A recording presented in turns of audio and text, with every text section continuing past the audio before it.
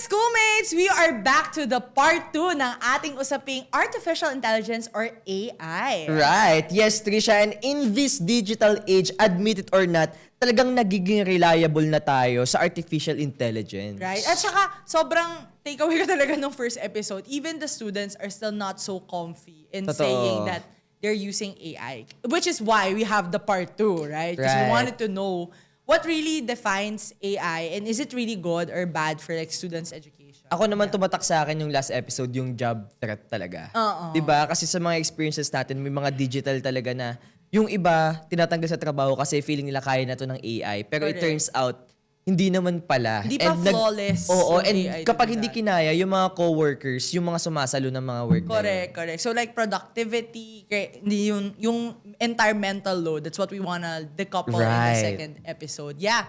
So, let's get right into it. Kaya naman para mas malaman natin kung ano nga ba itong artificial intelligence, makakasama natin ang fresh na fresh. Fresh na fresh! Kasama Super natin siya bagets. sa off-screen kanina. Sobrang fresh niya. Si Prof. Kenmar Bernardino, chairperson lang naman ng IT Department ng Pamantasan ng Lungsod ng Valenzuela. PLV. As sa PLV yan. Sobrang fresh na, sir.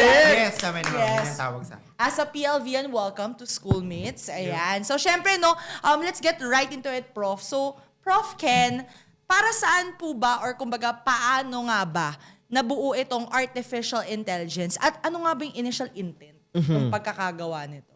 Si artificial intelligence kasi we've been actually living with it kahit noon pa. Yeah. Right. It just so happened na siguro this generation, they're quite lucky kasi this is the time that artificial intelligence has become quite more accessible. To put it into words. Parang ngayon yung generation na parang it's easier for them to access, it's easier for Right. them to access information.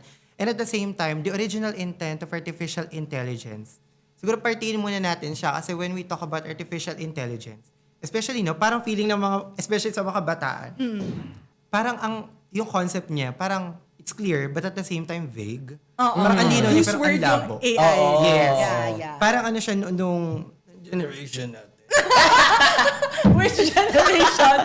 Okay. Parang yung buzzword at that time was cloud computing eh. Parang at that, parang okay. I've heard of that, yeah. 10 years back, parang cloud computing was the Oo. buzzword that time. Nowadays, we're now using cloud computing on a daily basis, like Google Drive and elsewhere. Like cloud storage, Yes, whatever. right. cloud storage. Parang it has become embedded na in our daily lives. And it's also going to be the thing with artificial intelligence, but probably much more faster than before.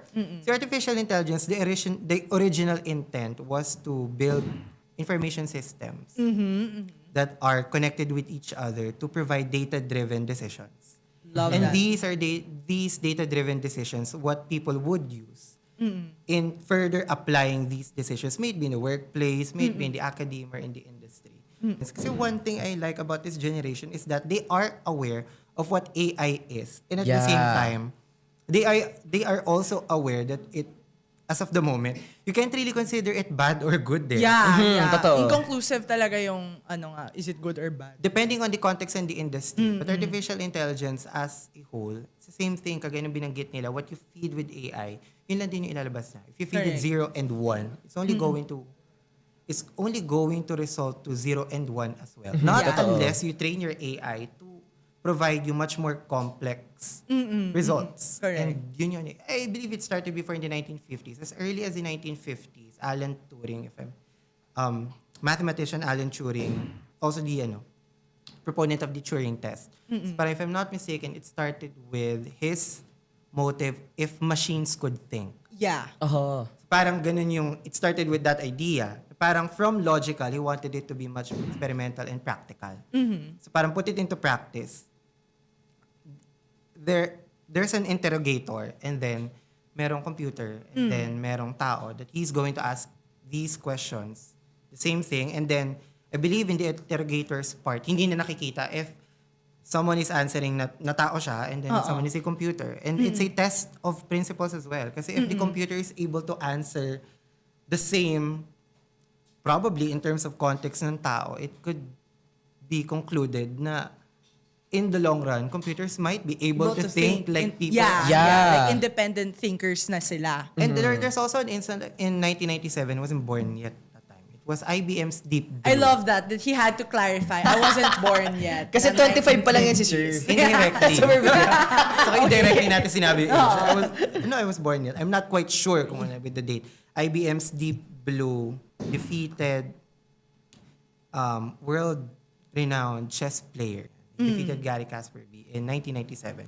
And that is an AI that is trained to defeat Or like chess predict the masters. moves of like the chess masters. Yes, and that's right? also based from historical data. Parang they're also going to train them how How you think. I think they had two. Parang Pacquiao fight, may rematch. okay. The 1997 match where natalo ni Deep Blue si Gary Kasparov was also a rematch if I'm not mistaken. And then parang Pinakita ulit. earlier that year, the Deep Blue was trained more. Para siguraduhin matatalo niya talaga. And it's the same thing with what we do with people these days. Kaya siya talagang artificial intelligence, you provide it input, you Yeah. provide it data, and then it will provide you results or output. Right. And as time passed by, mas na-enhance na ma-enhance siya. Yes, ngayon we Okay. have natural language processing. And now you have prompt. And now there's a new industry. I think earlier this year, yung prompt engineer. Sabi ko, ano yun? That's prompt engineer means. I love it. Sabi nga parang, what does prompt engineering means? Then parang, if you read about it, it's basically people who are going to put your ideas into context. Yes. Right. How do you refine the prompt, Yes. essentially? Kasi ngayon parang ano tayo, parang ang gagawin na lang natin, ipapasok na lang yung data and then parang gusto mo gawin na agad ni AI. But Based on the based on the outlook that you want, but you don't know how to explain how that output looks like. Diba? Yes. So And that's what the prompt engineers do. Speaking of that, Sir, sa tingin niyo po, bakit laging tinatangkilik ngayon yung AI? Apart from accessibility, because we have to rule that out. You already mentioned it's more accessible. That's why they go to it. But other than that, what's the appeal? ng meron ako AI? nakuha sa mga estudyante ko. Galing din sa kanila to. Mga estudyante ko kay PLV. Ang sabi nila, ngayon lokohan lang nila to. Parang I think mga 3 years ago, sabi niya, alam mo, daig ngayon na mabilis gumawa ang magaling. And sabi ko, and I was caught off guard about it. Kasi thinking about it, especially with AI, generative AI as well. Parang, oo nga, no?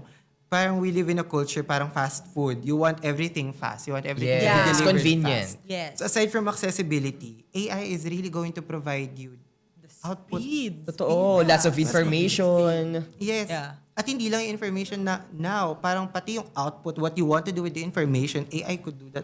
Right.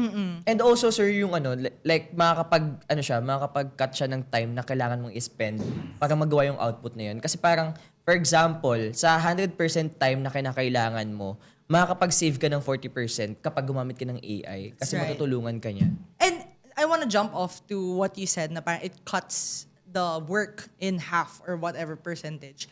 Parang ano bang specific features ng AI yung tingin natin na talagang ginagamit ngayon ng mga kabataan? Ngayon, aside from speed and accessibility, yung refinement. Refinement.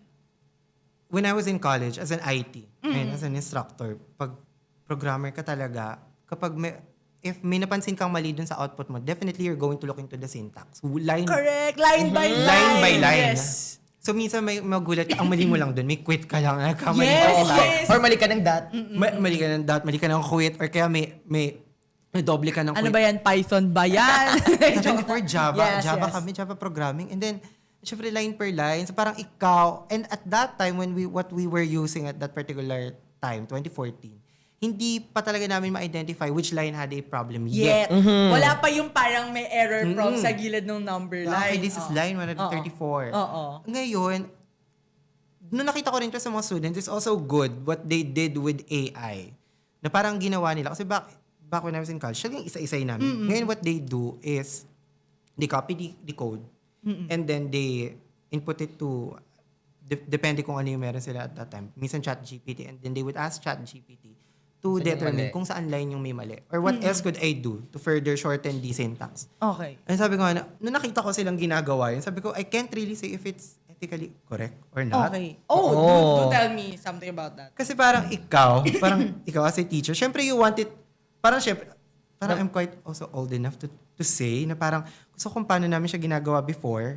There's Ganyan the dapat ego of the generation. Yes. Right. Which also imposes a challenge to teachers these days kasi kailangan mas adaptive ka. Correct. So nung nakita ko sila, ang una ko syempre impression ko, Diyos ko, katamaran, ba't hindi mo check? Pati ba naman yan, pinacheck ko sa ChatGPT. Tapos sabi niya, sir, kasi mas mabilis. Kailangan ko niya kasi magde-defense na ako after this group. Sabi ko, okay, yes. So to a certain extent, if we're talking about features as well, yun yung, you can't really say na mali ang ginagawa mo. Oo. Yeah. It outputted the same Yes. result. It's just a different means to Yes. get to that optimized Totoo. result. Yeah. Pero speaking of that, sir, ano pa yung commonly misconception kapag gumagamit ng AI? AI are robots. Uh-huh. Yun yung parang, especially, nowadays, hindi lang actually ang mga generation natin. We're in the same generation. Yes. Yes, totoo naman. Yes. Yung generation natin ang prone to misconceptions about AI. Even the younger generation, they think of AI as The yung next nabanggit kanina, robot.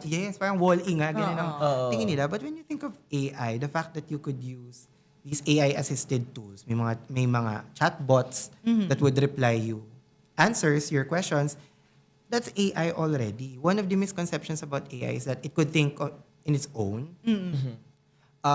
It could make decisions for you. And also at the same time, AI is always correct. Yan yung lagi kong, parang ngayon, nung panahon namin, galing na yan sa Google. Imposibleng mali na yan. Oo. Parang Kung galing sa Wikipedia daw yan. Yes. Oo, di ba? Yung previous generation. sa Wikipedia. Yeah. Yung tawag namin sa Wikipedia. Wikipedia. Pag galing siya sa Wikipedia, tama na yan. Pero ngayon din, ganun din sila with hindi, galing na yan sa ChatGPT. Yan yung pinaka-precise na, let's say, parang format or flow. Reliable source. Pero no, AI is not always correct. You still have to refine it and double check. Totoo. Correct. And in terms of like the misconceptions, I just wanted to jump back into what they said about ano yung maituturong pros ng AI when it comes to reliable assistance. Kasi, for example, you said there are tools that makes refinement faster. Diba? Yun yung dalawang essentially buzzword ng AI. You can refine it and you can cut the work half the time that you need it. So, saan areas of life ba natin sobrang nagagamit ang AI ngayon? Other than school. Like, have you actually used it outside of school as an educator? Yeah, in the workplace. Napakalaking tulong niya. Especially kami, since I am also the chairperson, a lot of the tasks would be administrative, Or repetitive? repetitive. Sure, So okay. para talagang, for example, you just need to sort students or have them grouped according to ano. Before we had Excel, it's very easy to sort din naman. Yes, Excel masters. Excel now they have Google Sheets. Yeah. Pero ngayon, a lot of the tasks that are quite administrative as well could also be done in AI. And even in the workplace, there are also industries, I believe in the HR industry, they're using AI yes. as well. Totoo. For Yeah. reviewing documents. Although AI is not there to make decisions for the HR. But a lot of the documents checking, especially if it's provided in digitized copies, mas madali. So aside from the academe, even in the industry, they're now being used. How I wish it was also being used in fields like agriculture, environmental conservation. Right. Pero time will come when people would not be more afraid of AI. Right. Mas magagamit natin siya in developing systems. Right.